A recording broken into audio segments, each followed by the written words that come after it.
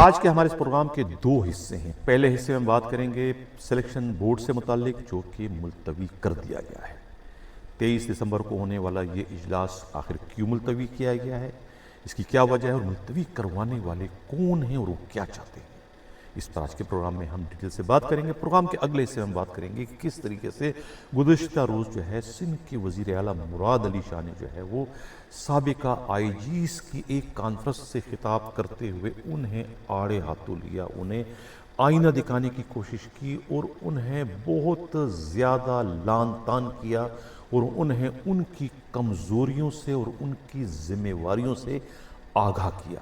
وجہ کیا تھی اس کی، اس پر بھی آج کے پروگرام میں ہم ڈیٹیل سے بات کریں گے۔ میں ہوں حنیف دوامی اور آپ لوگ دیکھ رہے ہیں پروگرام دا عوامی شو۔ سلیکشن بورڈ جو کہ 23 دسمبر کو ہونے جا رہا تھا، پچھلے 2 سال کی غیر معمولی تاخیر کے بعد یہ اجلاس ہو رہا تھا، اور اس اجلاس کے ذریعے بیوروکریسی اور خود پاکستان پولیس گروپس میں شامل تقریباً کوئی 1000 سے زائد افسروں کو جو ہے وہ گریڈ 18 سے 19 میں اور 19 سے 20 میں اور 20 سے 21 میں جو ہے پرموٹ کرنے کا فیصلہ کرنا تھا اس بورڈ نے۔ لیکن اس بورڈ کو بھی جو ہے وہ دوسری بار جو ہے وہ غیر معینہ مدت تک کے لیے ملتوی کر دیا گیا ہے، جس کا باضابطہ نوٹیفیکیشن جاری کر دیا گیا ہے۔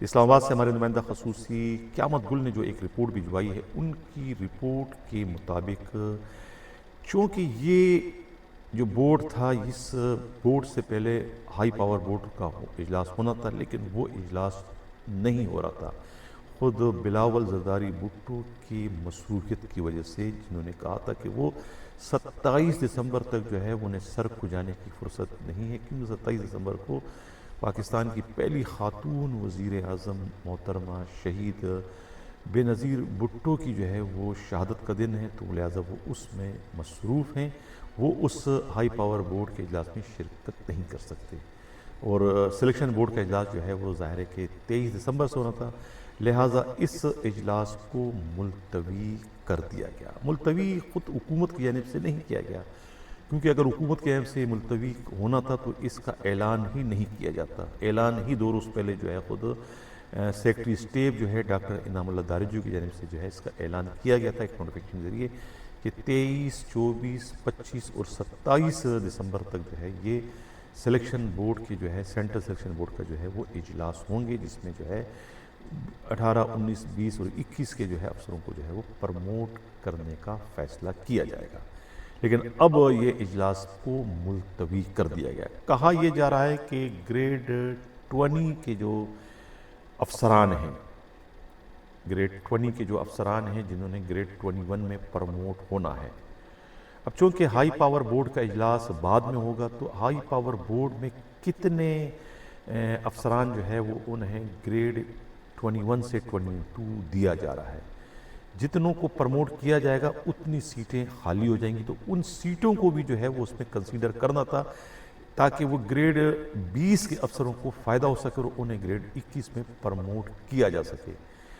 اگر وہ اجلاس پہلے ہوتا ہے سینٹرل سلیکشن بورڈ کا، تو وہ اپنے ڈیو پرموشن سے محروم کر دیے جائیں گے۔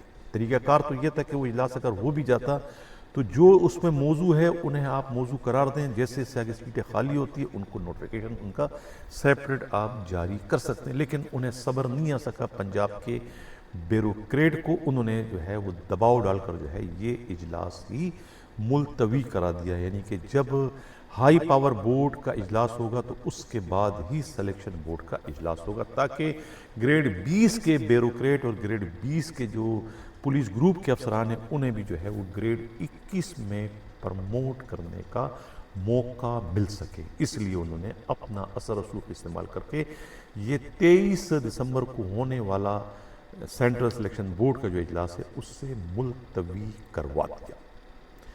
اب ہم بات کرتے ہیں جو کراچی میں ایک سینٹرل پولیس آفس میں ایک اجلاس ہوا، خود ریٹائرڈ آئی جیز کی جو ایسوسی ایشن ہے جس کے روئے رواں اس وقت غالباً جو ہے وہ افضل شیگری ہیں، جنہیں 2 بار سندھ پولیس کے آئی جی رہنے کا شرف حاصل رہا ہے۔ اس اجلاس میں جو ہے 50 کے قریب جو ہے وہ آئی جیز نے جو ہے وہ شرکت کی، جس میں پنجاب کے بہت سارے افسران ہیں. اس میں خود افضل شگری صاحب بھی آئے تھے، شعیب صدل صاحب آئے تھے، سید خان آئے تھے، کلیم امام تھے، اور پنجاب کے بہت سارے افسران اس میں شامل تھے. حیرت کی بات یہ کہ سندھ سے جو ہے نہ تو ثناء اللہ عباسی اس اجلاس میں شریک ہوئے، اور نہ ہی خود اے ڈی خواجہ، اور نہ ہی خود مشتاق مہر، اور نہ ہی خود جو ہے سردار فیاض احمد خان لغاری، بلکہ خود اسد جہانگیر نے اس اجلاس میں شرکت کی. اب اجلاس میں کہتے ہیں کہ مراد علی شاہ نے جو ہے وہ آڑے ہاتھوں جو ہے تمام ریٹائرڈ آئی جیز کو لیا. خاص طور سے جو ہے وہ ان کی متلاشی نگاہیں جو ہے وہ تلاش کرتی رہی کلیم امام کو. کلیم صاحب میں نے سنا تھا بٹ مجھے نظر نہیں آئے.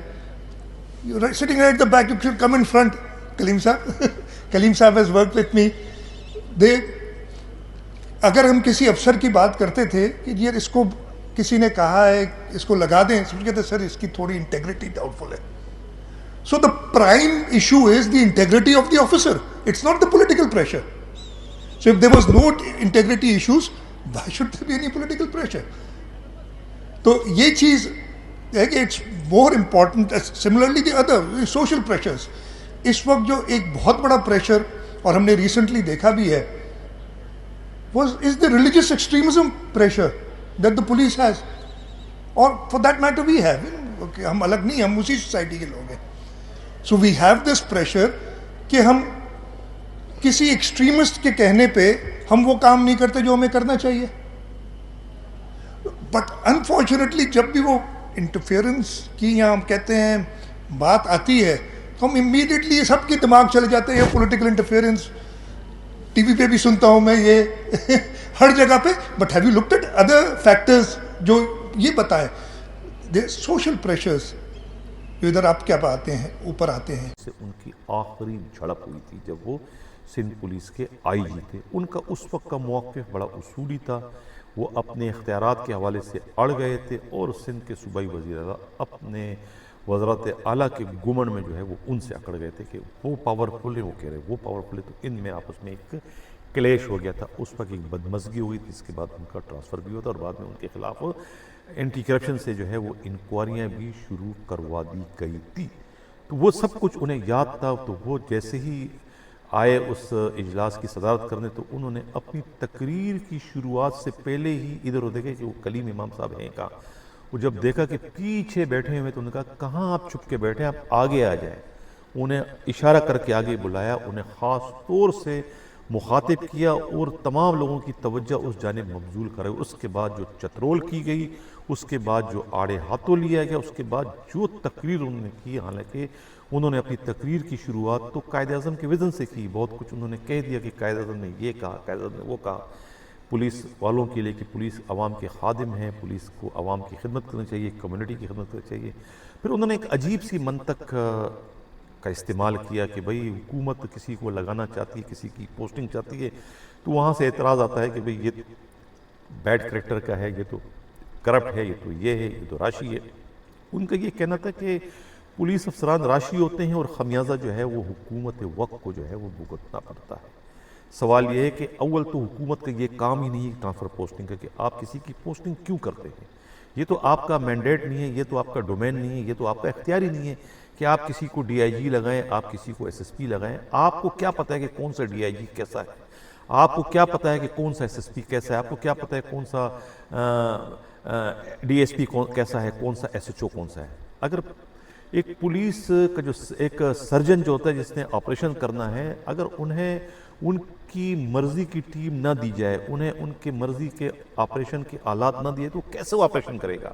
یہی حال جو ہے وہ پولیس کے آئی جی کا ہے. اگر آئی جی کو ان کی مرضی کی ٹیم آپ نہ دیں، آپ اپنے بندے مسلط کر دیں، تو آئی جی کیسا جو ہے وہ لا اینڈ آرڈر کی صورتحال کو کنٹرول کرے گا، وہ کیسے لوگوں کے جان و مال کے تحفظ کو یقینی بنانے میں اپنا کوئی کردار ادا کر سکے گا. یہ تو سندھ کے وزیر اعلیٰ کو مراد علی شاہ کو سوچنا چاہیے کہ یہ تو آپ کا کوئی اختیار ہی نہیں ہے. جو کام آئی جی کے کرنا ہے کہ وہ آپ ان سے کریں.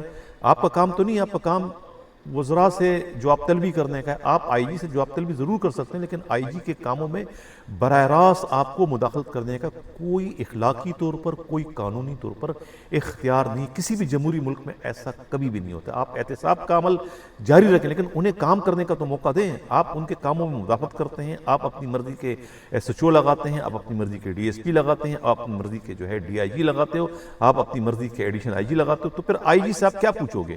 آئی جی کے تو آپ نے ہاتھ پاؤں باندھ دیے، پھر آپ کہتے ہو کہ آئی جی ایسا ہے، آئی جی ویسا ہے، آئی جی ویسے. تو آئی جی کو تو آپ کام نہیں کرنے دے رہے ہو نا. جو پولیسنگ تھی، جو خود پولیس آرڈیننس 2002 تھا، جو کہ صدر مملکت اس وقت کے پرویز مشرف نے جو وضع کیا تھا، وہ ہر لحاظ سے مکمل تھا. اس میں جو ہے پولیس کو بہت ہی امپاور کر دیا گیا تھا. پولیس بہت طاقتور ہو چکی تھی. پولیس اپنے فیصلے خود کرنے کی مجاز تھی. پولیس اپنے فیصلے خود کر سکتی تھی. وہ آ کے آپ لوگوں نے اس کے آپ نے بھیڑا غرق کر دیا، آپ نے اس میں ترمیم کر دی. آپ نے تو پولیس کی تمام تر جو آزادی ہے، پولیس کے کام کرنے کا جو انداز ہے، اس میں آپ نے اپنی قدغن لگا دی. پھر آپ اتنے بڑے مجمع میں جو ہے وہ آپ تقریر کر کے آئی جیز کو جو ہے وہ لان تان کر رہے ہیں، اور آپ ان کو جو ہے برا بلا کہہ رہے ہو، آپ ان کو آڑے ہاتھوں لے رہے ہو.